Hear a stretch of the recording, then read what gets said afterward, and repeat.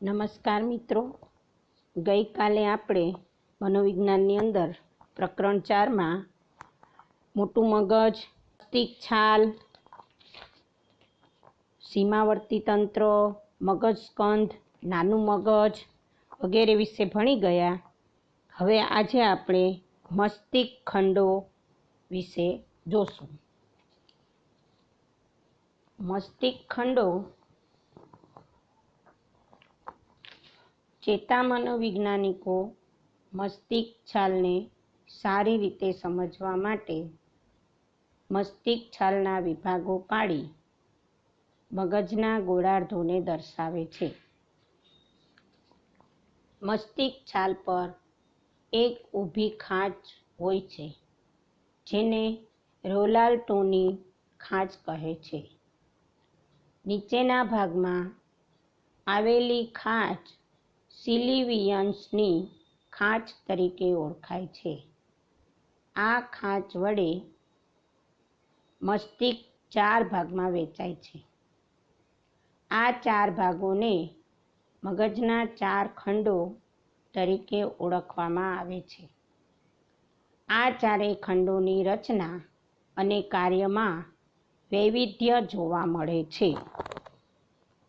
મસ્તિષ્ક ખંડોની અંદર જો અલગ અલગ જે 4 ભાગ પાડવામાં આવ્યા છે, બરાબર. હવે આજે આ 4 ભાગોમાં પહેલો ભાગ છે અગ્રખંડ કે લલાટખંડ, ત્યારબાદ બીજો છે મધ્ય કપાલખંડ, ત્રીજો છે પશ્વ કપાલખંડ અને ચોથો છે નિમ્ન કપાલખંડ. હવે પેલો છે અગ્ર કે લલાટખંડ. લલાટખંડ મગજમાં સૌથી આગળ આવેલો છે. કારક નિયંત્રણો અને બોધાત્મક પ્રક્રિયાઓ સાથે સંકળાયેલ છે. આ ખંડ વિચારણા, આયોજન તેમજ નિર્ણય પ્રક્રિયા જેવી પ્રક્રિયાઓ સાથે સંબંધ ધરાવે છે. આ ખંડોને આકસ્મિક ઈજા થાય તો વર્તન અને વ્યક્તિત્વ પર વિનાશક અસર થઈ શકે છે. અગ્રખંડ છે ને તે નિયંત્રણ, બોધાત્મક પ્રક્રિયા, વિચારણાની પ્રક્રિયા જે કાંઈ હોય ને કે જે નિર્ણય કરવો હોય, કોઈ પણ વસ્તુનો વિચાર કરવો હોય, કોઈ પણ વસ્તુનું આયોજન કરવું હોય, તો આ બધામાં અગ્રખંડ કે લલાટખંડ સૌથી મહત્વનો ફાળો આપે છે. બરાબર. કોઈ પણ વસ્તુ આપણે જો આ બધી વસ્તુમાં આપણને કોઈ ઈજા થાય તો તેનો અસર છે તે વ્યક્તિના વર્તન અને વ્યક્તિત્વ પર ખરાબ અસર પડે છે. કે જે મગજમાં કોઈ પણ સામાન્ય ઈજા થઈ હોય તો મગજની અંદર જે આ 4-5 મસ્તિષ્ક છાલ ને આ જે કાંઈ 4-5 ભાગ આવેલા છે, આ બધા ભાગની અંદર જો નાની એવી પણ ઈજા થાય તો મનુષ્યના અમુક જે પ્રક્રિયાઓ થતી હોય એમાં થોડો ઝાઝો અસર થઈ શકે છે. ત્યાર પછી મધ્ય કપાલખંડ. મધ્ય કપાલખંડ વચ્ચેના ભાગે આવેલો છે. લલાટખંડ છે તે સૌથી આગળ આવેલો છે. મધ્ય કપાલખંડ છે તે વચ્ચેના ભાગે આવેલો છે. મધ્ય કપાલખંડ મગજમાં આવતા સાંવેદનિક સંદેશાઓનું નિયંત્રણ કરે છે. તેમાં આવેલા કારક અને પૂર્વકારક ક્ષેત્રો સ્નાયુવિક હલનચલનનું નિયંત્રણ કરે છે. જે મધ્યખંડની અંદર જે મગજમાં અલગ અલગ પ્રકારના નિયંત્રણો થાય છે કે સંદેશા આવવા, સંવેદનિકતા થવી, આ બધા જે કાંઈ પૂર્વકારક ક્ષેત્રો છે તે જે હલનચલનનું કાર્ય કરવાનું, આ બધું નિયંત્રણ છે તે મધ્ય કપાલખંડ દ્વારા થાય છે. ત્યાર પછી પશ્વ કપાલખંડ. પશ્વ કપાલખંડ માથાના પાછળના ભાગમાં આવેલ છે. જે દ્રષ્ટિના કેન્દ્રોનું નિયંત્રણ કરે છે. તેનો સીધો સંબંધ નેત્રપટ સાથે છે. જો પશ્વખંડ છે ને તે જોવાનું કાર્ય કરે છે, કે જે આપણે કાંઈ પણ હોય તો પહેલાં આપણે જોઈએ પછી જ તેનો નિર્ણય કરીએ, બરાબર. એટલે તે છે તે મહત્વનું કાર્ય છે, તે જોવાનું કાર્ય કરે છે અને તેનો સીધો સંબંધ નેત્રપટ સાથે છે. ત્યારબાદ છેલ્લું છે નિમ્નખંડ. મગજના બંને ગોળાર્ધોની નીચેના ભાગમાં આવેલો છે, જેમાં વાણી અને શ્રવણ કેન્દ્રો આવેલા છે. વાણી અને શ્રવણ પ્રતિક્રિયાનું નિયંત્રણ થાય છે. જો છેલ્લું છે તે આપણને બોલવા માટે પ્રેરિત કરે છે, કે જે શ્રવણ કરી અને બોલવું એટલે કે વાણી સાથે જોડાયેલું છે. નિમ્નખંડ છે તે જો નિમ્નખંડમાં કાંઈ પણ અસર થાય તો આપણી વાચા છે એમાં ફેરફાર આવે, એટલે કે તે વાણી અને શ્રવણની પ્રતિક્રિયાનું કાર્ય કરે છે. એટલે કે મસ્તિષ્ક છાલની અંદર જે આ મસ્તિષ્ક ખંડ છે એમાં જે આ 4 ભાગો છે, કે જે અગ્રખંડ, મધ્યખંડ, પશ્વખંડ અને નિમ્નખંડ, જો આ ચારેય દરેકે દરેક અલગ અલગ પ્રવૃત્તિઓ કરે છે. અગ્રખંડ છે તો તે બોધાત્મક પ્રક્રિયા સાથે સંકળાયેલ છે, કે જે નિર્ણય કરવાની, આયોજન કરવાની પ્રક્રિયા સાથે સંકળાયેલ છે. મધ્યખંડ છે તે સંવેદનિક સંદેશાનું નિયંત્રણ કરે છે, કે હલનચલન કરવું, સંવેદનિક કોઈ પણ સંવેદનિક સંદેશા હોય તેનું નિયંત્રણ કરે છે. પશ્વખંડ છે તો તે જોવાનું કાર્ય કરે છે, કે તે સીધું દ્રષ્ટિકોણ ઉપર જાય છે. અને છેલ્લું નિમ્નખંડ છે તો તે વાણી સાથે જોડાયેલું છે, કે તે જે વાણી અને શ્રવણના કેન્દ્રોમાં આવેલ છે, બરાબર. તો આમ છતાં જો એ બાબત આપણે ધ્યાનમાં રાખવી જોઈએ કે જે કાંઈ કોઈ પણ એક ખંડ સ્વતંત્ર રીતે ચોક્કસ વર્તન નિયંત્રણ કરી શકતું નથી. જે કાંઈ થાય છે તે આપણે જે મસ્તિષ્ક ખંડો છે તે 4 ખંડો સાથે મળીને દરેક કાર્ય થાય છે. એમાં અહીંયા એક સરસ મજાનો દાખલો આપેલો છે, કે જ્યારે તમે ટેલિફોનની ઘંટડી સાંભળો છો ત્યારે તમારા નિમ્નખંડ એટલે કે તમારી સાંભળવાની દ્રષ્ટિ નિમ્નખંડ દ્વારા તમે સાંભળો છો. પછી ટેલિફોનના સાધને તમે તમારા પશ્વખંડ એટલે કે દ્રષ્ટિ દ્વારા તમે તેને જુઓ છો.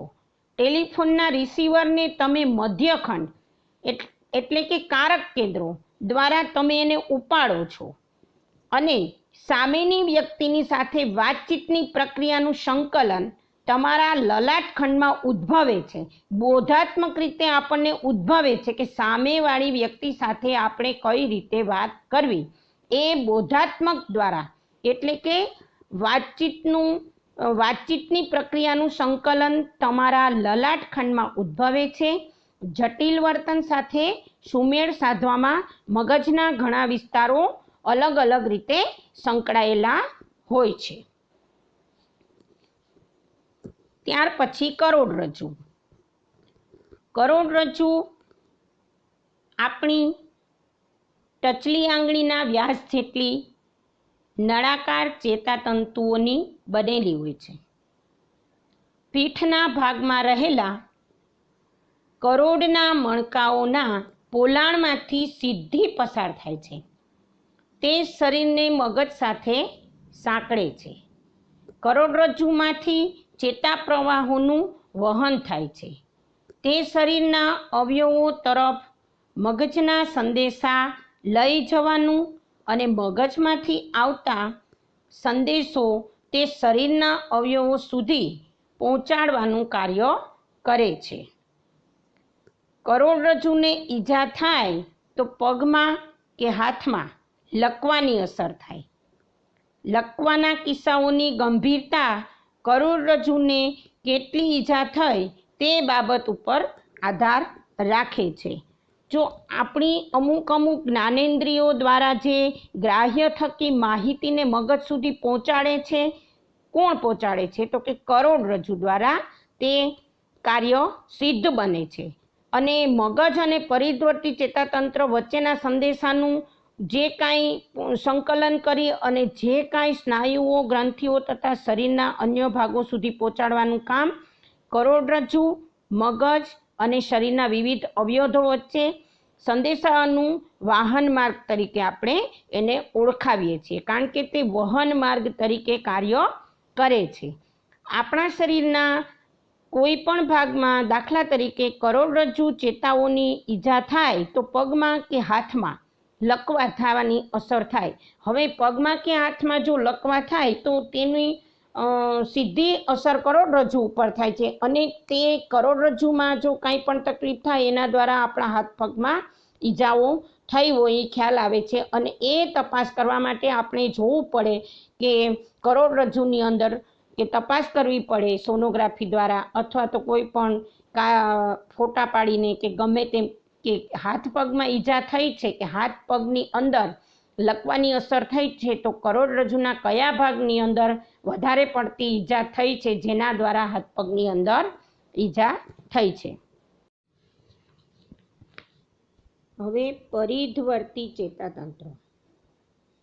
પરિધ્વર્તી ચેતાતંત્ર સંવેદનિક ગ્રાહકોમાંથી ચેતા પ્રવાહને કેન્દ્રીય ચેતાતંત્રમાં લઈ જાય છે અને મગજમાંથી નીકળતા સંદેશાઓને શરીરના અવયવો અને સ્નાયુઓ સુધી પહોંચાડવાનું કાર્ય કરે છે. જો પરિધ્વર્તી ચેતાતંત્ર છે તેના અહીંયા બે ભાગ પાડેલા છે. પહેલું ભાગ છે તે શારીરિક ચેતાતંત્ર. શારીરિક એટલે કે શરીર દ્વારા જે કાંઈ પ્રવૃત્તિઓ થાય છે તેને શારીરિક કહેવાય. એટલે કે શારીરિક ચેતાતંત્રની કારક ચેતાઓ શરીરના પટ્ટાદાર સ્નાયુઓને ક્રિયાશીલ બનાવે, જે હાથ પગના હલનચલન માટે જવાબદાર છે. શારીરિક ચેતાતંત્રની સંવેદનિક ચેતાઓ આંખ, નાક, કાન તેમજ સ્પર્શ ગ્રાહકો જેવા શરીરના મુખ્ય અવયવોની ગ્રાહકોમાંથી આવે છે. બરાબર?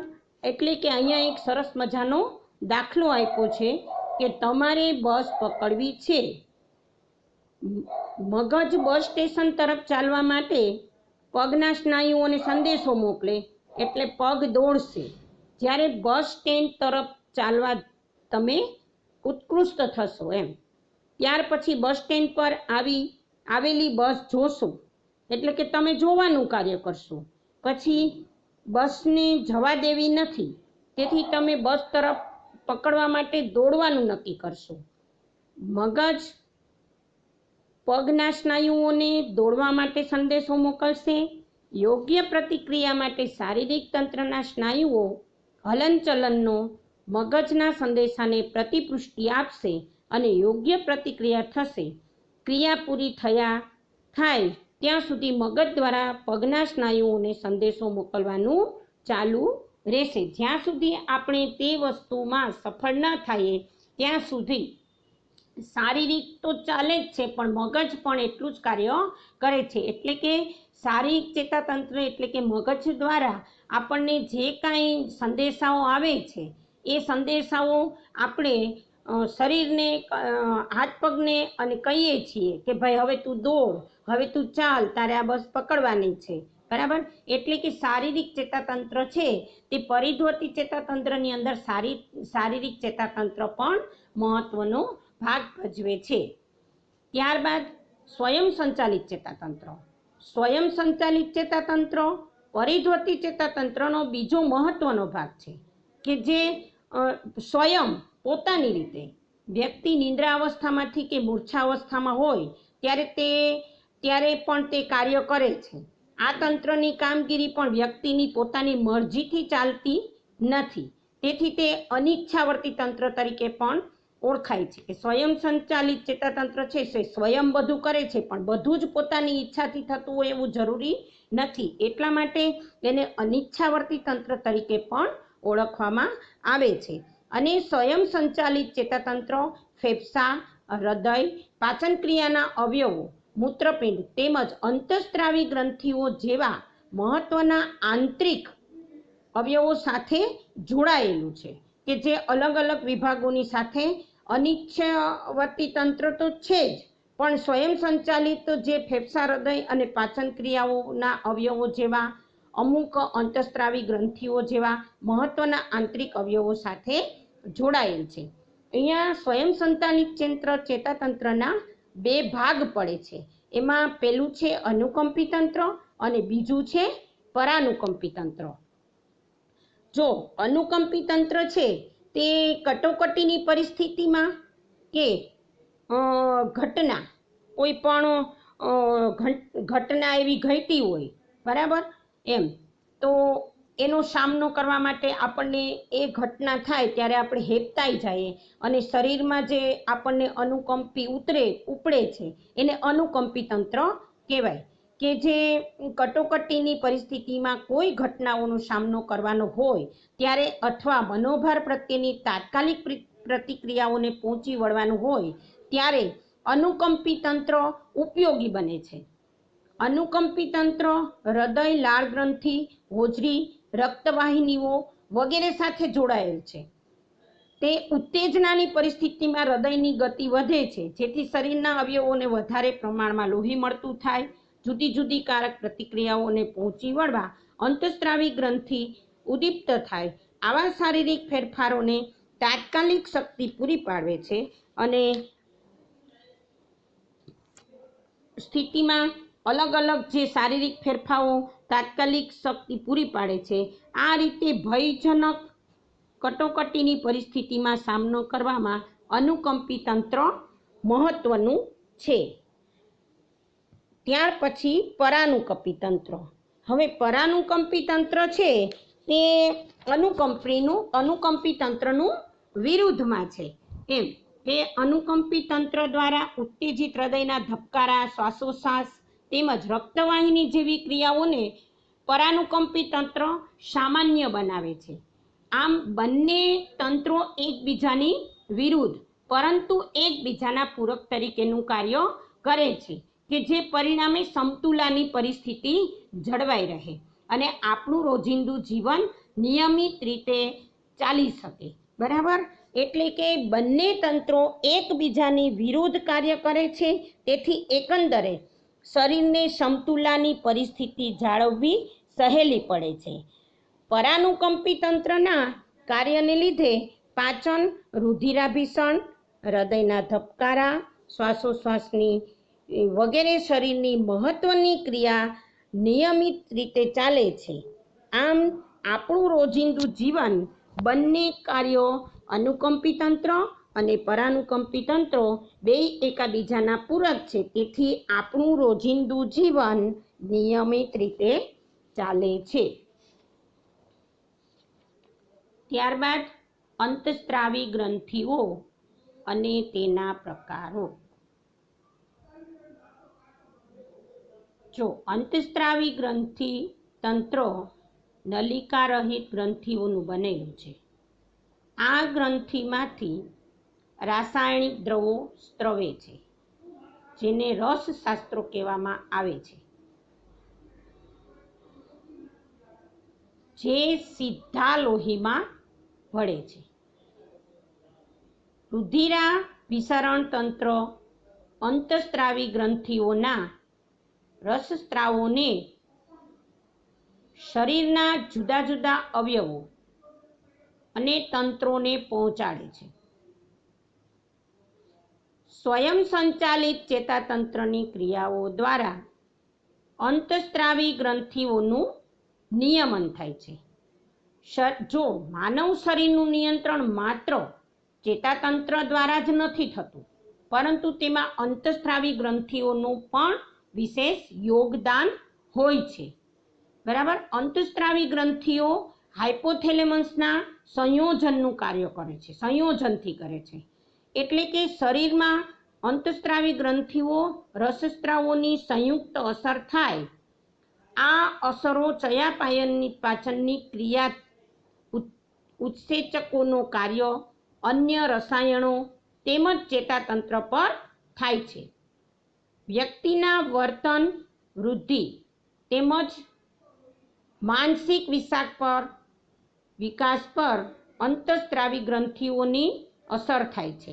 જો શરીરમાંથી અમુક સ્ત્રાવ જ્યારે ઝરે નહીં તો શરીરમાં અલગ અલગ પ્રકારની પ્રક્રિયાઓ સર્જાય છે કે જે અમુક સ્ત્રાવ તો શરીરની અંદર ઝરવા બહુ મહત્વના છે કે વર્તન અને વિકાસ, સ્નાયુઓ અને ચેતાતંત્રો જેટલી જ મહત્વની ભૂમિકા અંતઃસ્ત્રાવી ગ્રંથિ કરે છે. કારણ કે જો શરીરની અંદર અમુક અંતઃસ્ત્રાવી ગ્રંથિઓ ન થાય તો અમુક ગ્રંથિઓનો સ્ત્રાવ સીધો જ લોહીમાં ભળી જાય છે અને આ ગ્રંથિમાંથી ઝરતા રસાયણને રસસ્ત્રાવ તરીકે પણ કહેવામાં આવે છે. હવે અહીંયા એક અંતઃસ્ત્રાવી ગ્રંથિઓનું સ્વરૂપ અને કાર્યની સમજૂતી આપણે જોશું. તો મસ્તિષ્ક ગ્રંથિ. અગ્રમસ્તિષ્ક ગ્રંથિના રસસ્ત્રાવો ચયાપચયની ક્રિયા, વૃદ્ધિ, ઊંચાઈ, જાતીય વિકાસ, પ્રજનનની ક્રિયા તેમજ ચેતાતંત્ર પર અસર કરે છે. આ ગ્રંથિમાંથી મુખ્યત્વે થાઇરોટ્રોફિક, એટ્રિનો કોર્ટિકોટ્રોફિક, લેક્ટોજેનિક, લ્યુટિનાઇઝ તેમજ અન્ય વૃદ્ધિસ્ત્રાવો ઝરે છે. જો આપણે હમણાં પશ્વ ખંડ, અગ્રખંડ વગેરે જે મસ્તિષ્ક ખંડોની અંદર જે હતું તે આપણે હમણાં જ 5 મિનિટ પહેલાં જ મેં તમને કીધું કે પશ્વખંડ, અગ્રખંડ આ બધા જ મસ્તિષ્ક ખંડોની અંદર આવેલા છે. બરાબર. તો મસ્તિષ્ક ગ્રંથિમાંથી ઝરતા સ્ત્રાવો શરીરના અન્ય ગ્રંથિઓને સક્રિય બનાવે છે. પછી તે ગ્રંથિને સર્વોપ્રંથી ગ્રંથિ પણ કહેવામાં આવે છે. પછી તેમાંથી અમુક જે ફાટ છે તેના 2 ભાગ પડ્યા, એમાં અગ્રમસ્તિષ્ક ખંડ અને પશ્વમસ્તિષ્ક ખંડ. બરાબર. હવે અગ્રમસ્તિષ્ક ખંડ પણ આપણે જોયું છે અને પશ્વમસ્તિષ્ક ખંડ પણ જોયું છે. છતાં હું તમને કહું છું કે પશ્વમસ્તિષ્ક ખંડમાંથી મુખ્યત્વે ઓક્સિટોસિન, વાયોપ્રેસિન તેમજ એન્ટિટ્યુરેટિક નામનો સ્ત્રાવ ઝરે છે. ઓક્સિટોસિન સ્ત્રાવ ગર્ભાશયના સ્નાયુઓને તથા સ્તનની ગ્રંથિઓને ઉદ્દીપ્ત કરે છે. જો આ સ્ત્રાવ ના ઝરે તો સ્ત્રીઓને અલગ અલગ પ્રકારની તકલીફો ઊભી થાય છે. વેસોપ્રેસિન સ્ત્રાવ લોહીનું દબાણ વધારે છે. પ્યુટિન સ્ત્રાવના અસરથી લોહીનું દબાણ અને પેશાબનું પ્રમાણ વધે છે. ગર્ભાવસ્થાના અંતિમ સમયમાં મંદ સંકોચનોને પરિણામે પ્રસવમાં વિલંબ થાય ત્યારે આ સ્ત્રાવનું ઇન્જેક્શન આપવામાં આવે છે. ઇન્સ્ટિટ્યુરેટિક સ્ત્રાવ પેશાબનો દર અને પ્રમાણનું નિયંત્રણ કરે છે. જો આ રસસ્ત્રાવો ઉત્પન્ન ન થાય તો પેશાબનું પ્રમાણ 10 ગણું વધી જાય છે. એટલે કે શરીરની અંદર અમુક પ્રમાણમાં જે કાંઈ હોય તે સમાંતર રીતે એક સરખું હોવું જોઈએ. કોઈ પણ વસ્તુ વધી જવાથી પણ નુકસાન છે, કોઈ પણ વસ્તુ ઘટી જવાથી પણ નુકસાન છે.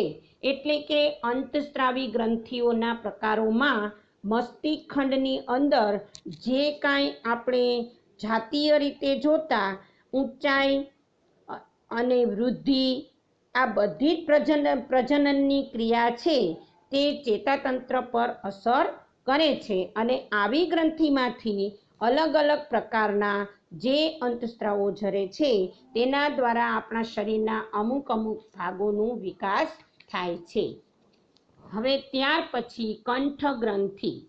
કંઠગ્રંથિ એટલે કે તે ગળાની નીચેના ભાગમાં આગળની બાજુએ આવેલી છે. તેનો આકાર પતંગિયા જેવો છે. જો કંઠગ્રંથિમાંથી થાઇરોક્સિન નામનો સ્ત્રાવ ઝરે છે જે શરીરની ચયાપચયની ક્રિયાનું નિયમન કરે છે. થાઇરોક્સિનનો સ્ત્રાવ વધુ પ્રમાણમાં ઝરે તો હાઇપરથાઇરોક્સિન નામની સ્થિતિ સર્જાય.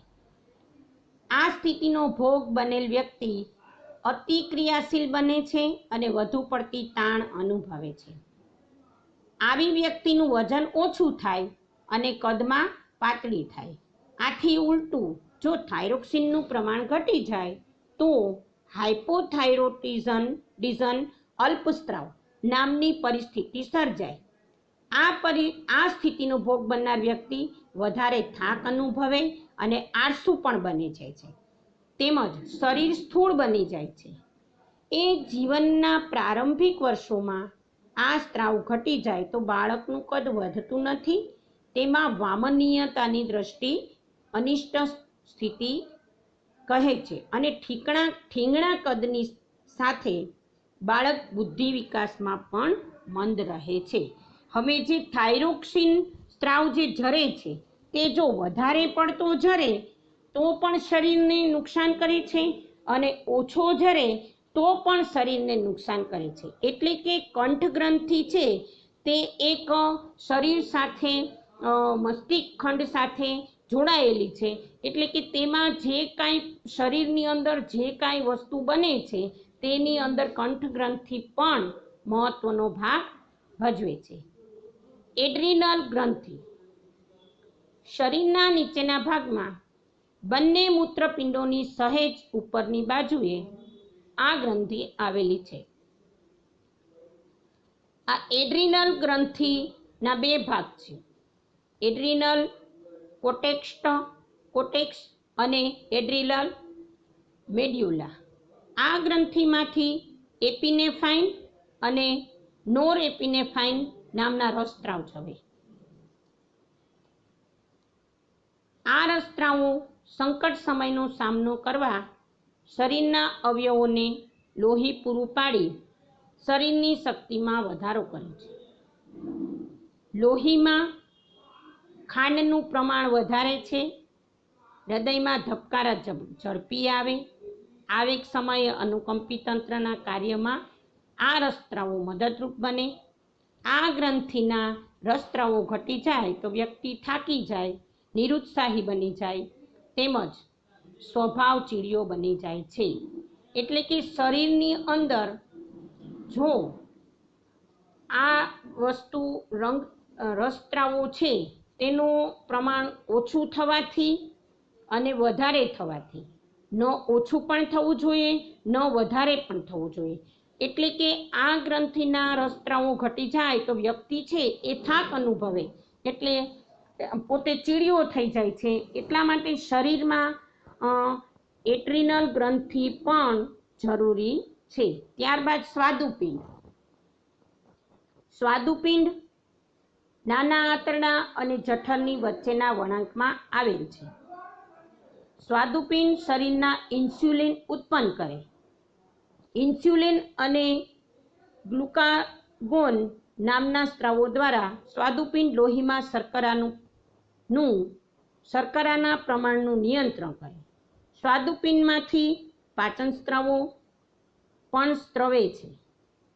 શરીરના ઇન્સ્યુલિનનું પ્રમાણ વધી જાય તો લોહીમાં શર્કરાનું પ્રમાણ ઘટે છે. જો ઇન્સ્યુલિનનું પ્રમાણ ઓછું હોય તો લોહીમાં શર્કરાનું પ્રમાણ વધે. લોહીમાં શર્કરાનું પ્રમાણ વધે તે પ્રમાણ ઓછું પ્રમાણ ચયાપચયની ક્રિયા પર અસર કરે છે. એટલે કે સ્વાદુપિંડમાંથી જરૂરી પ્રમાણમાં ઇન્સ્યુલિન ઉત્પન્ન ના થાય ત્યારે વ્યક્તિમાં લોહીનું શર્કરાનું પ્રમાણ વધારે રહે છે અને ડાયાબિટીસનો દર્દી બને છે. આવી વ્યક્તિએ શર્કરાના પાચન માટે ઇન્સ્યુલિનના ઇન્જેક્શન લેવા પડે અને આવી વ્યક્તિએ નિયમિત રીતે ચાલવાની પ્રક્રિયા પણ કરવી પડે અને અલગ અલગ રીતે કસરતો કરવી પડે છે. એટલે કે જે શરીરમાં સ્વાદુપિંડ છે તેની અંદર તે ઇન્સ્યુલિન ઉત્પન્ન કરે છે. જો ઇન્સ્યુલિન ઉત્પન્ન કરતું બંધ થઈ જાય તો પણ ખરાબ છે અને વધી જાય તો પણ ખરાબ છે. એટલે કે સ્વાદુપિંડ છે તે પણ એક શરીરમાં આંતરડા અને જઠરની વચ્ચેના વળાંકમાં આવેલ હોવાથી તે સ્વાદુપિંડ છે એ શરીરની અંદર લોહીમાં શર્કરાનું પ્રમાણને નિયંત્રણ કરે છે. અને છેલ્લે જાતીય ગ્રંથિ.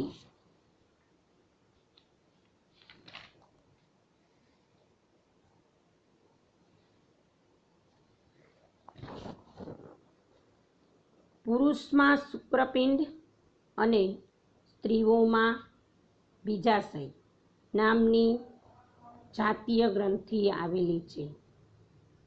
મસ્તિષ્ક ગ્રંથિ દ્વારા આ ગ્રંથિઓ સક્રિય બનતા તેમાંથી જાતીય સ્રાવો સ્રવે છે, જેને લીધે પ્રજનન શક્ય બને.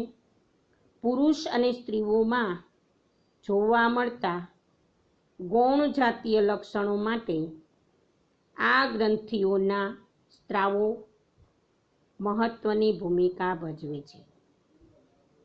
પુરુષોમાં ટેસ્ટોસ્ટેરોન નામના રસસ્રાવને લીધે જાતીય પ્રેરણા પ્રગટે છે, જ્યારે સ્ત્રીઓમાં ઇસ્ટ્રોજન અને પ્રોજેસ્ટેરોન જેવા રસસ્રાવો ઋતુસ્રાવ ચક્રના નિયમનમાં મદદરૂપ બને છે. પુરુષ અને સ્ત્રી બંનેમાં ઇસ્ટ્રોજન અને પ્રોજેસ્ટેરોનના રસસ્રાવો થાય છે. આ બંને સ્રાવોનું સંતુલન સ્ત્રી કે પુરુષ તરીકેના જાતીય વર્તનને નક્કી કરે છે. જાતીય ગ્રંથિ છે તો તેમાં પુરુષની ઉત્તેજના અને સ્ત્રીની ઉત્તેજના તે અલગ અલગ પ્રકારની હોય છે. બરાબર.